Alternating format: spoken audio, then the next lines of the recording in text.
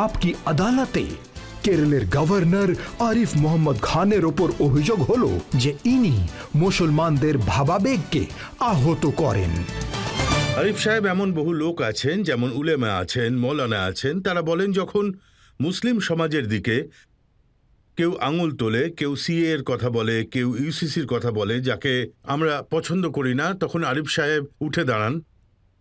কিন্তু যখন অত্যাচারের প্রশ্ন আসে, আমি আপনাকে কোট করছি, উত্তরপ্রদেশে এআইএমআইএম এর অধ্যক্ষ শওকত আলী, উনি বলছেন গোস্তের নামে যখন মুসলমানদের ওপর লিঞ্চিং হচ্ছে, মুসলমানদের এলাকায় ব্যাংকের এটিএম ব্ল্যাকলিস্ট করা হচ্ছে, দাড়ি আর টুপিকে নিশানা করা হচ্ছে, আব্দুলকে নিয়ে লিঞ্চিং করা হচ্ছে, তখন আরিফ সাহেব কিছুই বলেন না। আপনাকে এটা ঠিক করে নিতে হবে যে সব সময় কোথায়, কোন জায়গায় বলতে হবে আর কখন বলতে হবে। এটা জরুরি নয় যে আমি প্রেসে বলি।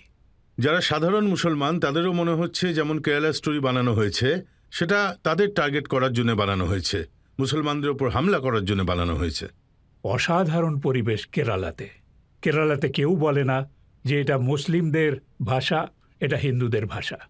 কেউ এটা বলে না যে এটা মুসলিম কালচার, এটা হিন্দু কালচার।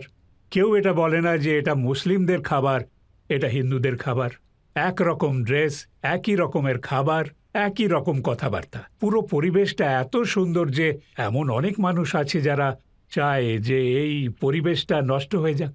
একটানা চেষ্টা চালিয়ে যাচ্ছে গত কয়েক বছর ধরে। আপনার হয়তো মনে আছে কয়েক বছর আগে একজন খ্রিশ্চান প্রফেসরের দুটো হাতই কেটে দেওয়া হয়েছিল। এ ধরনের ঘটনাগুলোকে নিয়ে তো চিন্তা হওয়াটাই স্বাভাবিক। একটাও নির্দোষ মানুষের প্রাণ সংশয় করা যে কখনো কোনো অন্যায় করেনি, আর যদি অন্যায় করেও থাকে তাহলে তার বিরুদ্ধে স্টেপ নেওয়ার অধিকার অথরিটিসদের আছে, কোনো প্রাইভেট ইন্ডিভিজুয়ালের নয়। ওটা নিয়ে তো আমাদের অবশ্যই চিন্তা করা উচিত। তবে তার থেকেও বড় চিন্তা যেটা, সেটা হলো আমরা ভুলতে পারি না যে আমাদের দেশ ভাগ হয়ে গিয়েছিল 1947-এ। তার স্মৃতি আমাদের মন থেকে এখনো পুরোপুরি শেষ হয়ে যায়নি। একটা বিরাট বড় ক্ষত এটা। সেই ক্ষত ভরার জন্য আমাদের সেই ভাষা প্রয়োগ করা উচিত, সেইভাবে কাজ করা উচিত যাতে এই ক্ষতর ওপর প্রলেপ লাগানো যায়। তা না করে আমাদের বারবার এমন কথা বলা উচিত নয় যাতে সেই ক্ষতটা আবার জাগিয়ে ওঠে। তা ওরা তো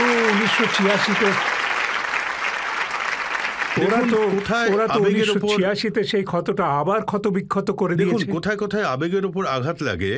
যখন কেউ বলে মাদ্রাসা বন্ধ করে দেওয়া উচিত, আসামে এটা হয়েছে, বহু সংখ্যক মাদ্রাসা বন্ধ করে দেওয়া হয়েছে। ইউপিতে বলা হয়েছে মাদ্রাসা সার্ভে করানো উচিত। গোটা পৃথিবীতে আমি বলছি, বামায়ে আরব মুলকের যত বড় বড় মাদ্রাসা এই হিন্দুস্থানে রয়েছে, এত বড় বড় মাদ্রাসা কোনো আরব রাজ্যেও নেই।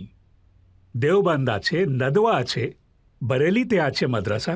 এত বড় বড় মাদ্রাসা তো মুসলিম রাজ্যেও নেই। আপনি একটু সেখানে আপনি এই মাদ্রাসাগুলিকে বলুন যে তাদের ইউনিট সেই সব রাজ্যে খোলার চেষ্টা করুক, অনুমতি পাবে কি? পাবে না। হিন্দুস্তানে তো সম্পূর্ণ অনুমতি আছে সবার জন্য। শুধু এইটুকুই যে আপনি আইনের পরিধির মধ্যে থেকে যা করার। আলিফ সাহেব, ওবিসি সাহেব একটা কথা বলেছেন যে এই মাদ্রাসাগুলো দেশের স্বাধীনতায় অনেক বড় রোল প্লে করেছে, ভারতবর্ষকে স্বাধীন করিয়েছে। আজ এদের সন্দেহের নজরে দেখা হচ্ছে যে এখানে সন্ত্রাসবাদ নিয়ে পড়াশোনা করানো হয়, শেখানো হয়। আমি জানি না কার চোখে পড়ে এইসব, কিন্তু আমি অবশ্যই এইটুকু জানি যে যেই নামগুলো, আমি তো কারোর নাম বলি না, তবে এইটুকু আমি জানি যে আপনি যাদের নাম বলছেন তাদের যোগাযোগ কোন সংস্থার সঙ্গে আছে। গোটা ভারতবর্ষ 15ই আগস্ট 1947-এ স্বাধীন হয়েছিল, আর হায়দ্রাবাদ কে স্বাধীন হতে আরো 13 মাস লেগেছিল। তার কারণে এই সংস্থার জন্যই।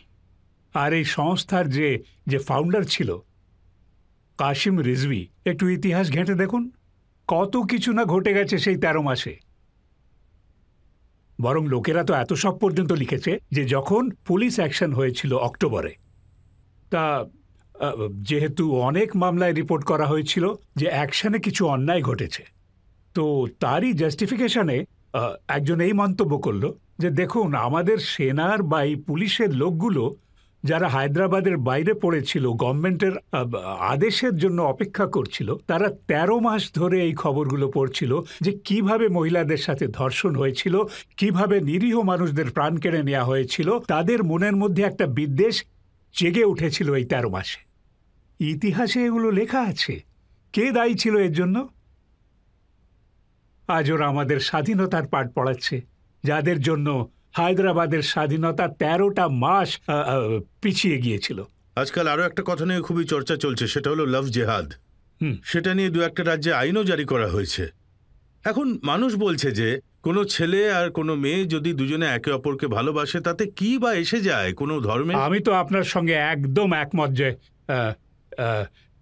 হৃদয় আদান প্রদানের ব্যাপারে কে কোন ধর্মের সঙ্গে জড়িত তার কোনো মানেই হয় না। কিন্তু একটা সমস্যা কিন্তু একটা সমস্যা আছে। জিহাদ শব্দটা দেখতে গেলে,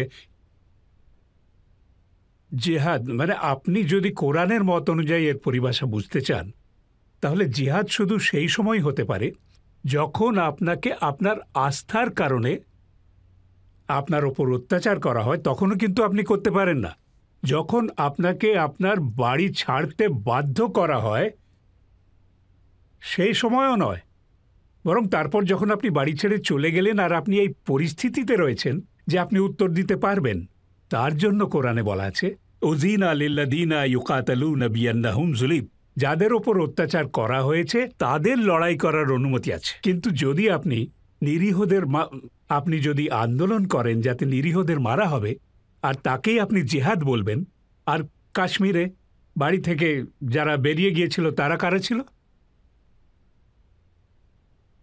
বলুন, কাদের বাধ্য করা হয়েছিল বাড়ি থেকে বেরিয়ে যাওয়ার জন্য?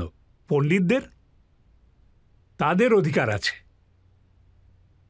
মানে মানুষের পাশে দাঁড়ানো উচিত ছিল। এর মধ্যে থেকে যতগুলো নাম আপনি বললেন, কেউ কি এর জন্য পাশে ছিল যে কেন এদের কাশ্মীর থেকে বের করে দেওয়া হচ্ছে? কোরআনের কাছে সবচেয়ে বড় অন্যায় হলো যার বিরুদ্ধে মানুষের অধিকার আছে যে তুমি হাতিয়ার তুলে নিতে পারো, তার আস্থাতে আঘাত করে, তার উপর অত্যাচার করে তাকে বাধ্য করা হয় যে সে যেন তার বাড়ি ছেড়ে চলে যায়। কাশ্মীরি পণ্ডিতদের কিসের ভিত্তিতে বাড়ি ছাড়তে বাধ্য করা হয়েছিল? এই কারণেই তো যে তাদের ধর্ম আলাদা ছিল। কারা বাধ্য করেছিল? যারা কাউকেই কোনো সময় কোনো মতেই পরোয়া করে না, কাউকেই না। ওরা যে এদের যে সেপারেটিস্ট অর্গানাইজেশন আছে, তাদের লিডারদেরকেও মেরেছে, কোনো ইতস্তত বোধ নেই। কিন্তু তারা নিজেদেরকে কি বলে? হত্যাকারীরা নিজেদেরকে মুজাহিদ বলে। যদি হত্যাকারীরা নিজেদেরকে মুজাহিদ বলার অধিকার পায়, তাহলে কোরআনে জেহাদের যে ডেফিনিশন আছে সেটাকে তো আপনি ধ্বংস করার অধিকার দিয়ে দিলেন। যখন আপনি অধিকার দিয়ে দিলেন, তখন কোথাও কেউ অন্যরাও ওটাকে অন্যায় কাজে ব্যবহার করতে পারছে। আপনি যদি সেই সময় রুখে দাঁড়াতেন আর তার বিরুদ্ধে বলতেন, তাহলে হয়তো এই বিষয়টা আসতোই না। কিন্তু আজ এই সময় গো হত্যার নামে যেসব লিঞ্চিং হচ্ছে, সে যে কেউ হোক না, যে গরুকে কাটতে যাচ্ছে তাকে মব লিঞ্চ করে দেওয়া, প্রাণে মেরে ফেলা, এরকম ঘটনা তো অবশ্যই ইমোশনের জন্ম দেয়। আমি আপনাকে একটা কথা জিজ্ঞাসা করছি, আমাদের এই দেশের জনসংখ্যা কত? 140 কোটি হবে। 140 কোটি। লিঞ্চিং এর কতগুলো ঘটনা আছে? অর্থাৎ কন্ডেমনেবল ঘটনা, ওগুলো যার পর নাই নিন্দনীয়। কিন্তু কতগুলো ঘটনা ঘটেছে 140 কোটি জনসংখ্যার দেশে? আমি আপনার সামনে বসে আছি, আর ওখানে যে জজ সাহেবা বসে আছেন, উনি জামিয়ার ভাইস চ্যান্সেলর। 1990-তে, আর তার আগে 4 বার অ্যাটেম্প্ট হয়েছিল। 1990-তে প্রফেসর মুশিরুল হক সাহেব, যিনি কাশ্মীর ইউনিভার্সিটির ভাইস চ্যান্সেলর ছিলেন, তাকে সন্ত্রাসবাদীরা হত্যা করেছিল। আমি ওনার শবযাত্রায় যোগ দিতে গিয়েছিলাম, আর কবরস্থানে ঢোকার আগেই আমার মাথায় লোহার রড দিয়ে আঘাত করা হয়েছিল। আর আপনি তো জানেন, আপনি তো আমাকে দেখতে এসেছিলেন সেখানে। অল ইন্ডিয়া ইনস্টিটিউটওয়ালারা তো বললেন যে হাসপাতালে নিয়ে যেতে যদি আরও 10 মিনিট দেরি হতো, তাহলে হয়তো অন্য কিছু ঘটে যেত। তাই যে সমস্ত মানুষ হিংসার সংস্কৃতিকে এগিয়ে নিয়ে যায়, তারা কি দায়ী নয় এই সমস্ত ঘটনার জন্য? যে রিয়াকশন তৈরি হয় ওদের ওই বক্তৃতার জন্য, ওদের কাজের জন্য, তারা কি হিংসার সংস্কৃতিকে এগিয়ে নিয়ে যাচ্ছে নাকি যাচ্ছে না? আমি তো নিজেই ভুক্তভোগী ভাই। আমি কেমন করে একজনও নিরীহ মানুষকে যদি মেরে ফেলা হয়, সে যদি সে অপরাধী হয়ে থাকে, তবুও প্রাইভেট মানুষের তো কারোরই অধিকার নেই। শুধুমাত্র সরকার আর আইনের অধিকার আছে যে কোনো পদক্ষেপ নেওয়ার। এই সমস্ত মানুষের প্রতি আমার কোনো রকম সহানুভূতি থাকতে পারে না। কিন্তু অপরাধীদের বিরুদ্ধে কি পদক্ষেপ নেওয়া হয়েছে না হয়নি, এই প্রশ্নটা করা উচিত। অপরাধীদের বিরুদ্ধে পদক্ষেপ নেওয়া হয়েছে, যারাই লিঞ্চিংয়ের সঙ্গে যুক্ত ছিল তাদের বিরুদ্ধে পদক্ষেপ নেওয়া হয়েছে। একটাও কেস নেই যেখানে পদক্ষেপ নেওয়া হয়নি। তাই এভাবে প্রশ্ন করা যেতে পারে না যে লিঞ্চিং সেখানে হয়েছে কিনা। প্রশ্ন এটা হওয়া উচিত যে যারা লিঞ্চিং করেছে তাদেরকে কি বাইরে ছেড়ে রাখা হয়েছে? না, অ্যাকশন নেওয়া হয়েছে। স্যার, যদি কেউ রাস্তায় নমাজ পড়ে তো তার উপর কেস হয়ে যায়, কিন্তু যদি কেউ ট্রেনের মধ্যে ভজন কীর্তন করে তার উপর অ্যাকশন হয় না কেন? আপনি এ ব্যাপারে কি বলেন? আমি এটা মানছি যে একটা সময় পর্যন্ত রাস্তাতেও মানুষে নামাজ পড়তো। আমি নিজেও পড়েছি গ্রিন পার্ক মসজিদের বাইরে, কারণ ঈদের সময় আর বকরি ঈদের সময় মসজিদের ভেতরে অত জায়গা থাকতো না। কিন্তু আমি এটাও অস্বীকার করতে পারি না যে তাতে যারা আসা যাওয়া করে সেই মানুষগুলোর অসুবিধে হয়। তারপর এই উপায়টা বের করা হলো। এটা নিয়ে লোকেরা আপত্তি করা শুরু করুক, তার আগেই এই উপায়টা বের করা হলো যে একবারের জায়গায় 2 বার বা 3 বারও নামাজ পড়া যেতে পারে। আর এই দুটো জিনিসকেই একটা পাবলিক স্পেস, আর যদি কেউ ট্রেনে ভজন কীর্তন করে তো ট্রেনের মধ্যে ধরুন কোনো ইন্ডিভিজুয়াল মানুষ নামাজ পড়ছে, আমি দেখেছি কত লোককে নামাজ পড়তে। আমি তো এও দেখেছি যে ট্রেনে যখন কেউ নামাজ পড়ে তখন যে নন মুসলিম লোকেরা আছে তারা নিজেদের জায়গাটা খালি করে দেয়। আমি তো কখনো দেখিনি যে কেউ, আমি নিজের চোখে দেখা ঘটনা বলছি, আমি কারোর অন্যর কথা বলছি না। আমি নিজে দেখেছি লোকেরা নামাজ পড়ছে ট্রেনের মধ্যে। আর আমি এটাও জানি যে এই কাছেই দিল্লির একদম খুব কাছাকাছি 120 কিলোমিটার দূরে মার্কেট আছে, একটা ছোট্ট টাউন আছে, মার্কেট আছে, মার্কেটের পেছনে মন্দির আছে, মসজিদ একটু দূরে আছে। আই নো 100%, কারণ সেখানে সেই টাউনে আমার আত্মীয় স্বজনরা থাকে।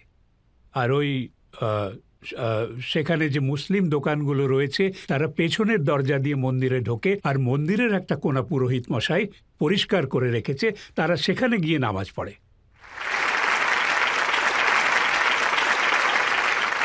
ভাই,